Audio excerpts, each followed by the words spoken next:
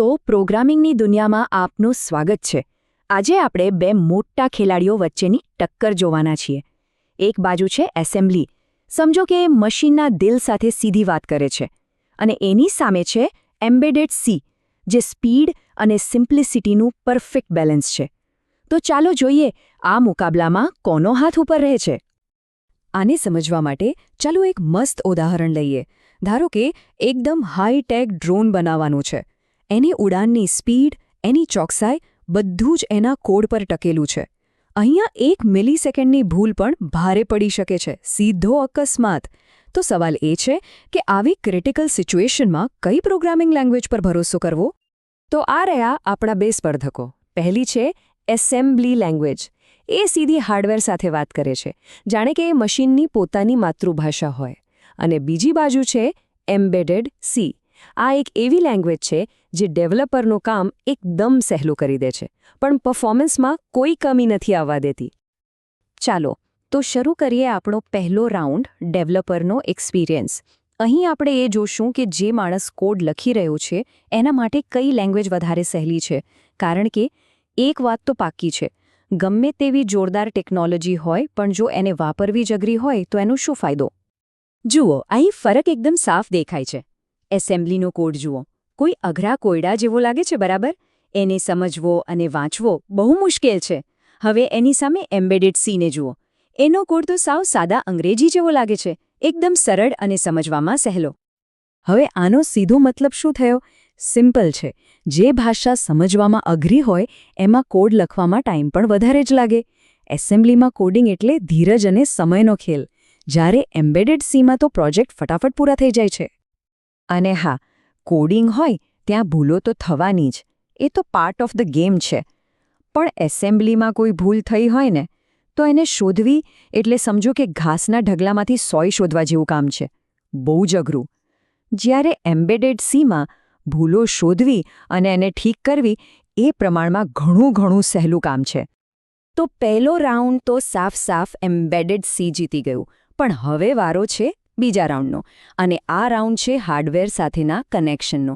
અહીં આપણે એ જોશું કે કઈ ભાષા મશીનની સૌથી નજીક છે, કોણ સૌથી ઝડપથી કામ કરાવે છે. અહીં જ રિયલ પાવર ટેસ્ટ થશે. પણ આગળ વધીએ એ પહેલાં એક નાનકડી વાત સમજવી પડશે. લો લેવલ લેંગ્વેજ એટલે શું? જુઓ, આ એવી ભાષા છે જે સીધી પ્રોસેસરની ભાષામાં જ વાત કરે છે. વચ્ચે કોઈ ટ્રાન્સલેટર નહીં, કોઈ નહીં, એકદમ ડાયરેક્ટ કનેક્શન. અને એનાથી બિલકુલ ઊંધું છે હાઈ લેવલ લેંગ્વેજ. આ ભાષા આપણા જેવા માણસો માટે બનાવવામાં આવી છે. એ વધારે ઇંગ્લિશ જેવી હોય છે. એ કમ્પ્યુટરની બધી અઘરી બાબતોને આપણી પાસેથી છુપાવી દે છે, જેથી પ્રોગ્રામિંગ કરવું આપણા માટે સહેલું બની જાય. તો હવે આખી વાત સ્પષ્ટ થઈ ગઈ હશે, બરાબર? એસેમ્બલી એક લો લેવલ લેંગ્વેજ છે, એટલે કે એ સીધી પ્રોસેસર સાથે કનેક્ટેડ છે. અને એમ્બેડેડ સી એક હાઈ લેવલ લેંગ્વેજ છે, જે ડેવલપર અને હાર્ડવેરની વચ્ચે એક પુલ જેવું કામ કરે છે. અને આ જે નિકટતા છે ને, એનો સીધો સંબંધ છે સ્પીડ સાથે. એસેમ્બલી સીધી હાર્ડવેર સાથે વાત કરે છે, એટલે એનું કામ તો વીજળીની ઝડપે થાય છે, ફટાફટ. જ્યારે એમ્બેડેડ સીમાં કેવું છે, એના કોડને પહેલાં મશીન સમજી શકે એ ભાષામાં ટ્રાન્સલેટ કરવો પડે છે. અને આ ટ્રાન્સલેશનમાં થોડો ટાઈમ જાય, એટલે એની સ્પીડ થોડી ઓછી થઈ જાય છે. તો અત્યાર સુધી તો સ્કોર 1-1થી બરાબર છે. ડેવલપર માટે સી સારી, તો સ્પીડ માટે એસેમ્બલી. હવે આવે છે છેલ્લો અને ફાઇનલ રાઉન્ડ, પોર્ટેબિલિટી.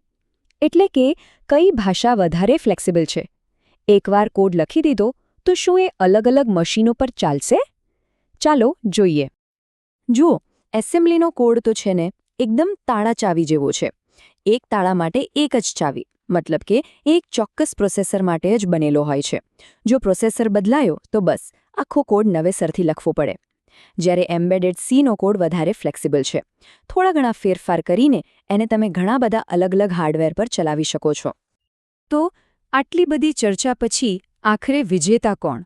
અને સાચો જવાબ એ છે કે અહીં કોઈ એક વિજેતા છે જ નહીં. કઈ લેંગ્વેજ વાપરવી એનો આખો આધાર તમારા પ્રોજેક્ટની જરૂરિયાત પર છે. આ જે સરખામણી આપણે જોઈ, જે આપણા આખા વિશ્લેષણનો આધાર છે, એ આખી વાતને એકદમ સ્પષ્ટ કરી દે છે.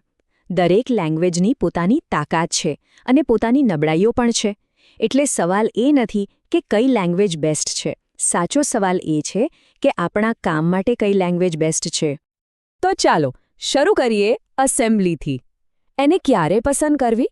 જ્યારે સ્પીડ જ બધું હોય, જ્યારે હાર્ડવેરના નાનામાં નાના પાર્ટ પર પણ તમારો પૂરો કંટ્રોલ જોઈતો હોય. ટૂંકમાં કહીએ તો જ્યારે પરફોર્મન્સ સાથે કોઈ જ કોમ્પ્રોમાઇઝ ના ચાલે, ત્યારે જવાબ છે એસેમ્બલી. અને એમ્બેડેડ સી ક્યારે? સારું, જ્યારે પ્રોજેક્ટ જલ્દી પૂરો કરીને માર્કેટમાં લોન્ચ કરવો હોય, જ્યારે તમે એવું ઈચ્છતા હો કે તમારો કોડ આજે નહીં તો કાલે બીજા ડિવાઇસ પર પણ કામ કરે. અને ખાસ કરીને જ્યારે પ્રોજેક્ટ મોટો અને કોમ્પ્લેક્સ હોય, ત્યારે એમ્બેડેડ સી તમને સ્ટેબિલિટી અને સરળતા આપશે. અને છેલ્લે, આખી વાતનો સાર આ એક જ વાક્યમાં છે. સૌથી પાવરફુલ હથિયાર હંમેશા બેસ્ટ નથી હોતું. બેસ્ટ હથિયાર તો એ છે જે તમારા કામને સૌથી સારી રીતે પૂરું કરે. તો હવે વિચારવાનો વારો છે.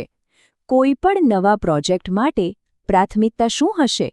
એસેમ્બલીની કાચી તાકાત અને સ્પીડ, કે પછી એમ્બેડેડ સીની મદદથી મળતો ફાસ્ટ અને સરળ ડેવલપમેન્ટ? આ સવાલ સાથે જ આજની આ ચર્ચા આપણે અહીં પૂરી કરીએ છીએ.